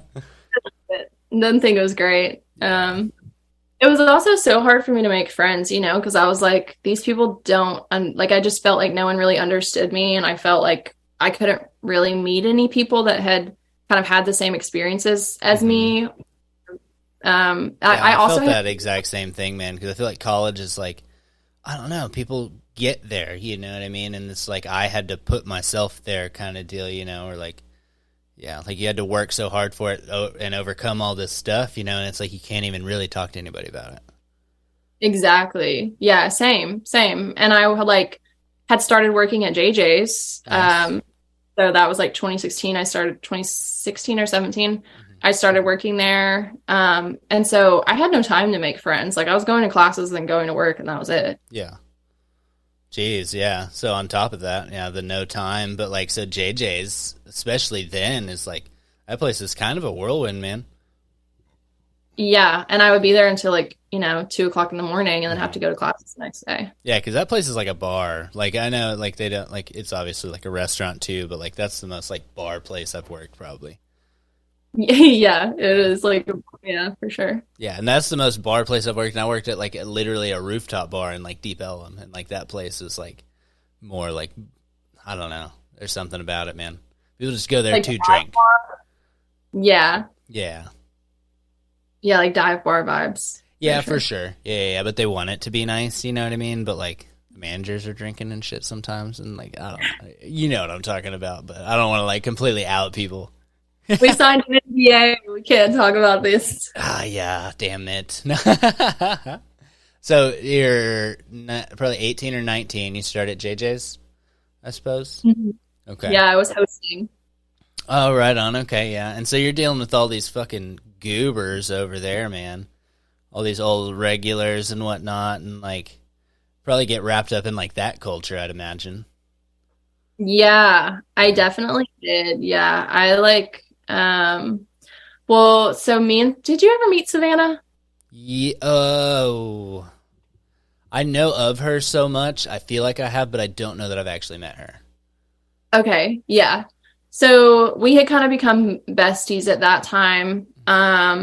And I turned 19, and then I became a server, and I definitely like got wrapped up in all of that whole scene of, it's easy to fall into it of just like, you get off work, all your friends are there, let's just get fucked up, go to sleep, wake up and do it again, Yeah, that's how that worked, yeah.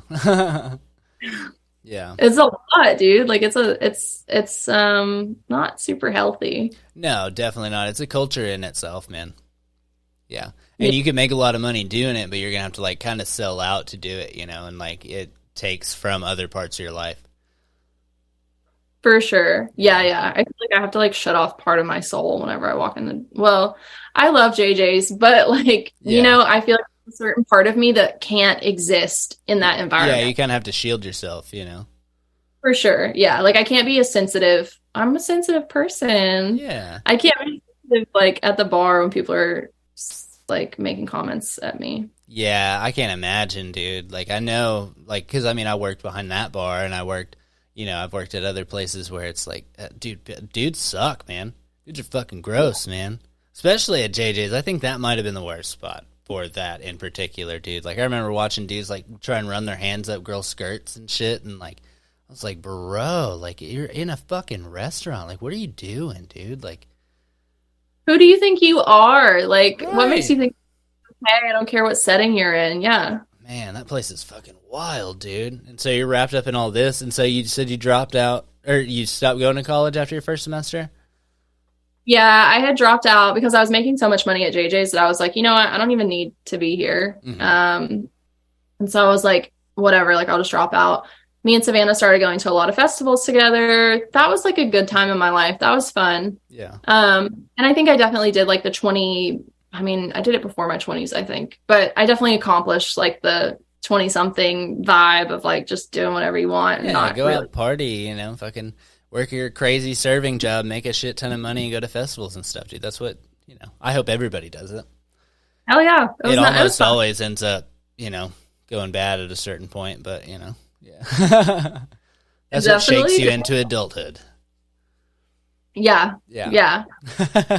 That's what happened. Like it did get to that point where it was like, okay, this is I'm an absolute like chaotic tornado all the time. Yeah, because it's full And steam ahead, because you're just like, you're probably hopped up on fucking Red Bull, and I don't know, I took a little bit more Adderall than I fucking would care to admit at that point and shit. Like, it was like you just go. dude, okay, I don't want to get fired, so how can I say this? I would like shotgun a Red Bull in the morning and I would work open close doubles and probably somewhere towards the end of the night. I mean, this was years ago. I don't do this anymore because I don't drink. But I would like keep a flask on me and then I would like start drinking towards the end of the night so that I could go to sleep at the end of the night. Like just Oh, crazy yeah. shit. Damn, dude, yeah. Oh, man. And then I remember, like, being able to get off and have beers and stuff, too. And so we'd all Yeah, be, and like, then chilling, dude. It'd be like a whole little party, like, after the fact, dude. yeah, JJ's after hours, you get fucked up. It's fun, man, yeah. But it's fucking, I mean, that's 4 in the fucking morning at this point. Yeah. Yeah, and you're I just can't up stay up fucking that getting late. it. No, dude, I can't do it anymore either, man. Like 2 is like pushing it, or no, I mean not exactly pushing. That's usually when I go to bed, actually. But 2 is like my bedtime. Like I have to go to bed at 2. If I'm up that late, I have to be in bed at that point. Yeah. Yeah, Yeah. damn. No, when I work Saturday nights bartending, like I always close because I just feel like there's no point in me being there if Yeah, I'm you not make gonna the most close. money too. Yeah, Yeah. And so, but that's like such a schedule, like mind fucked for me because I'm up until like 3 in the morning. And then the whole week I'm trying to like get my schedule straightened out so I can work like my job, like my uh-huh. business during the week. And then I'm like, oh, great. Have to go to JJ's again now that my Back to schedule. it, man. Yeah, let's shotgun a fucking Red Bull and get after it, man. Yeah. I don't drink Red Bull anymore. I can only do coffee. Yeah, I'm kind of in that too. Every once in a while, like make somebody a Jaeger bomb or something, and like I'll drink some of the Red Bull, and then like not long after, I'm like, fucking, why'd you do that, dude? It's so hectic. Anxiety. Yeah, dude, it fucking ramps you up. Like you have all this energy, but you don't know what to do with it, kind of deal. Yeah, and I'm so ADHD, Yeah. like it fucking just, it gets me, bro. Crazy. Yeah, no. So okay, so you're like early 20s, like so you're probably like 18, 19, 20, 21, I would imagine, and then I don't know, you said it started getting a little bit crazy there towards the end, right? Yeah, so it got crazy before I ever even turned 21, I think. Hmm. When I think like around 20, things started getting crazy and like things at JJ's were getting really bad and I was just absolutely out of control. Like I was on like some sort of weird ego trip, like just I was being a horrible person. I was like not treating the people around me very well and like I was just I don't know, I was on one. Yeah. Um and that's like I got to a certain point where I was like I Oh, I remember what happened. So I was living with Savannah Hmm. and I had come home from Newport because I went to go see my dad. Hmm. And we went in the bathroom and like, what's it called when you like smoke out the bathroom? Oh, you hotbox the We like bathroom, hot box. dude? Yeah. And I was so stoned. And I come out and there's blood all over our back door. And I What? was like, what the fuck? Yeah. And so I walk outside and my baby, like Enzo, my dog, Uh-huh. um, he had like slit his paw open on like a piece of glass or something and like gushing blood everywhere. And I just like freaked the fuck out. Like we threw him in the car. I took him to the emergency like vet or whatever. Hmm. And that was like a moment where I was like, oh, okay, I'm not just affecting me anymore. Like I'm affecting the things that I love and care Yeah, I'm about. too high to take care of my fucking dog at this point. Yeah, exactly. And that's when I was like, I have to get out of this place because every single person that I know is drunk all the time. And like, I need to get away from all these people. And that's when I was like, I have to move home. And I Yeah. moved back to Newport that night after Enzo had his surgery. Hmm. I just drove him back to Newport and was Oh, like, wow. And so you just quit working at JJ's at this point, or what? it had gotten so chaotic that I had already left JJ's and started working at TaylorMade. Oh, okay. Yeah, because the manager at the time, It's one of me the and Jen, regulars probably at JJ's. no, it was me and Jen, we got into a little tiff and we decided that I didn't need to work there anymore. Oh, Uh, okay, right on. yeah, Probably on like so a power trip for both of you, I'd imagine.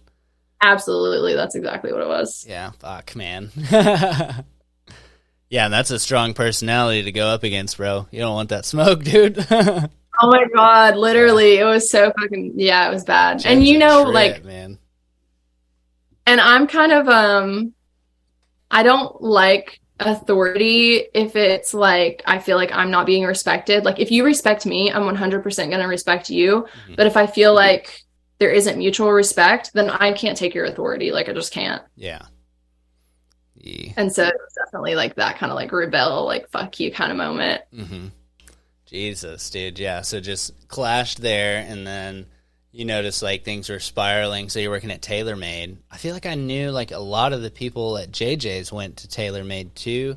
That's that little bar like outside of Maumelle, right? Or like in between Mhm. Maumelle and Conway. Yeah. Okay. Yeah. That place probably gets pretty wild too, huh?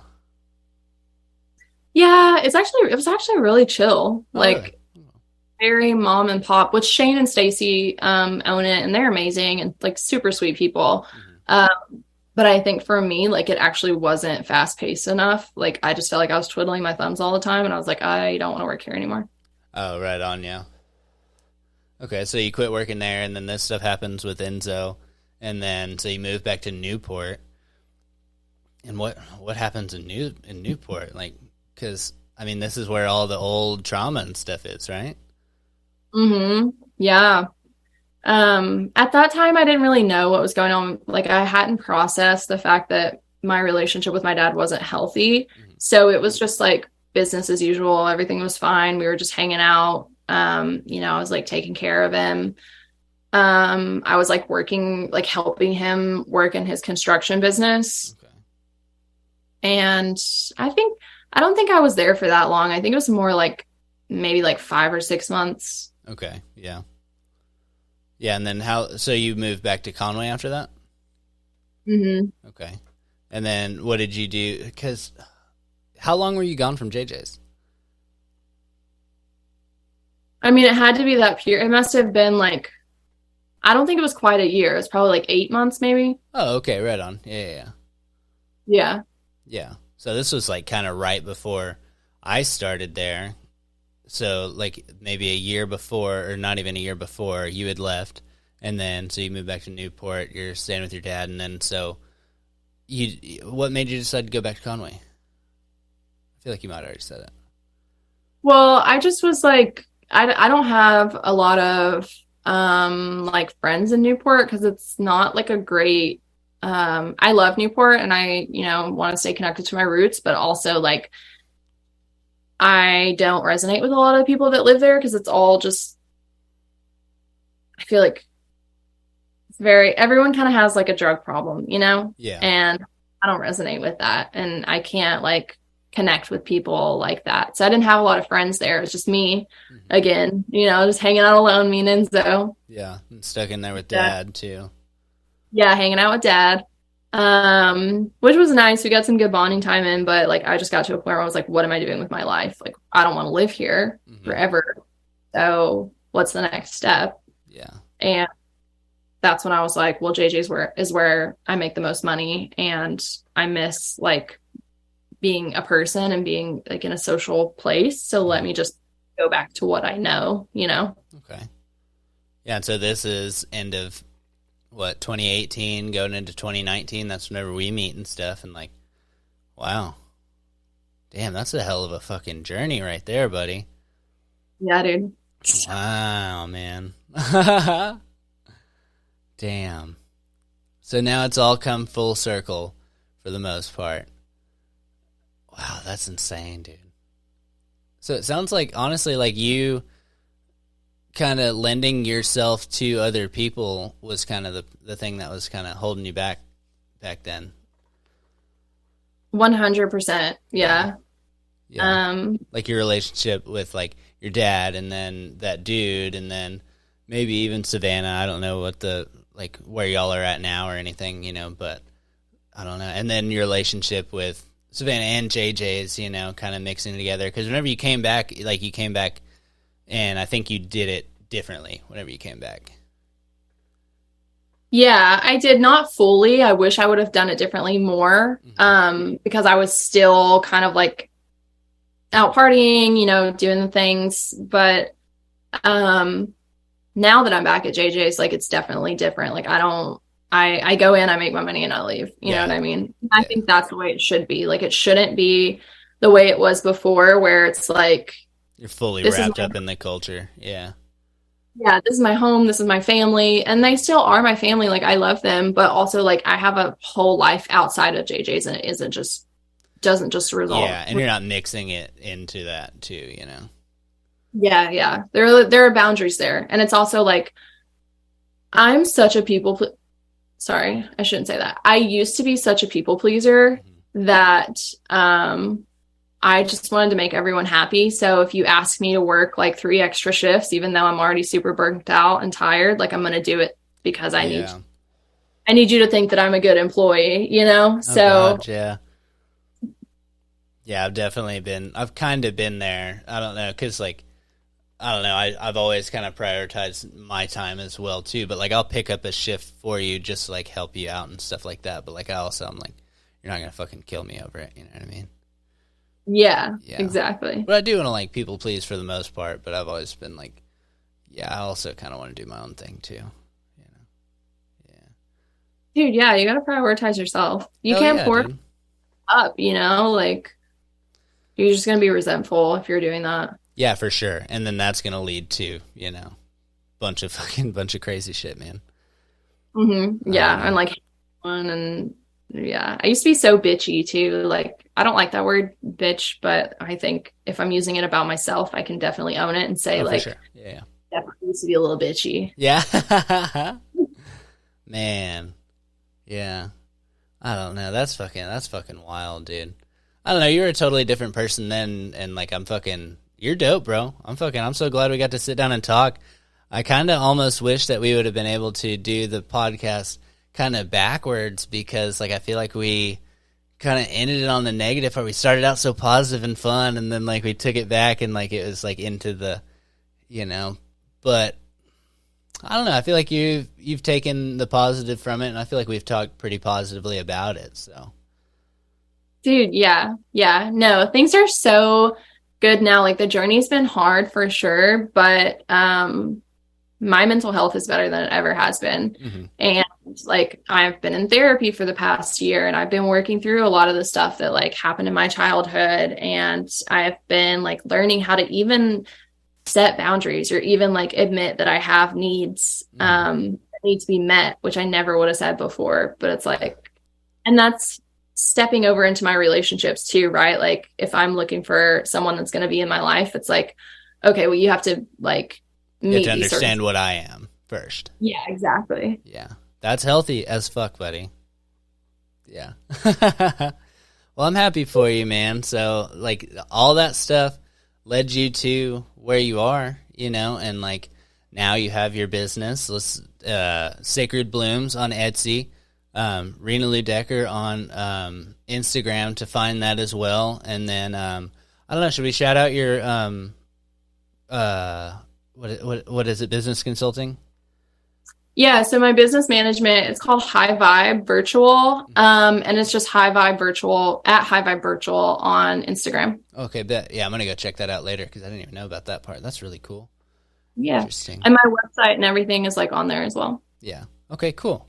All right. Well, I think we've kind of come around full circle, and I think we should probably let these people go. I feel like we're probably both going to be tired after this because I feel like we're on like a high, but like it's also like 12:30 coming up on. So yeah, it's past your bedtime. Yeah. Yeah. It is. Yeah. Dude, I'm so glad we got to chat. Like, this has been so nice. I haven't seen you in forever. I know. I so want to come back to fucking Conway and like see everybody, man. And like, I honestly, like, I love like the podcast, like over the computer. Like, this is great, but it's like it's so much different. Or I don't even know, because I feel like we've connected so well, like even just through this. I don't even know if it would be that much different in person. Yeah. Yeah. I don't know. It's interesting though. Yeah. But I feel like there are people that I connect with in Conway that I wouldn't have this same kind of like over the phone situation, you know? Yeah, that makes sense. There are some that you have to do in person, probably. Yeah. Yeah. Interesting. Well, when you come, bring Kristen and the baby so I can meet them. Hell yeah, dude. Yeah, you and Kristen need to go out for a night or something, dude. You need to show her your stuff, and she'll fucking show you her stuff, dude. Yeah, it'd be so fun. Yeah. All right, bet. Well, let's get these people out of here. We love you guys. Serena, I fucking love you, buddy. This has been fantastic. Thank you for coming on and sharing everything, man. That's awesome, man. I love you so much. Thank you for having me. For sure. All right, buddy. Let's get out of here, and we'll get you to bed and stuff. All right. All right. Bye, guys.